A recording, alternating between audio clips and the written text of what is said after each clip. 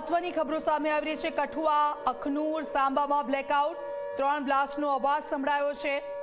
3 બ્લાસ્ટનો અવાજ સંભળાતાની સાથે જ કઠુઆ, અખનૂર અને સાંબા છે ત્યાં બ્લેકઆઉટ કરવામાં આવ્યું છે। આપ જુઓ, સતત બ્લાસ્ટના અવાજ અલગ અલગ જગ્યાઓ પરથી સંભળાઈ રહ્યા છે। જમ્મુ બાદ હવે કઠુઆ, અખનૂર અને સાંબામાં બ્લેકઆઉટ, 3 બ્લાસ્ટનો અવાજ સંભળાયો છે અને બ્લેકઆઉટ જાહેર કરવામાં આવ્યું છે। જમ્મુ બાદ કઠુઆ છે, અખનૂર છે અને સાંબા છે, એ વિસ્તારો છે કે જ્યાં સતત 3 બ્લાસ્ટના અવાજ સંભળાયા છે। તો એલઓસી કમલકોટ બોર્ડર પર ફાયરિંગ, ઉરી વિસ્તારમાં પણ ફાયરિંગ।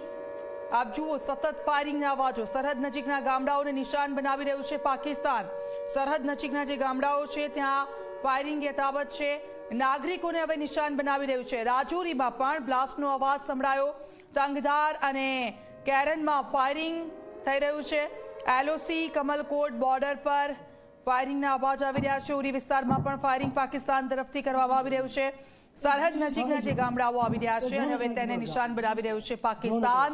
પાકિસ્તાન નાગરિકોને નિશાન બનાવી રહ્યું છે।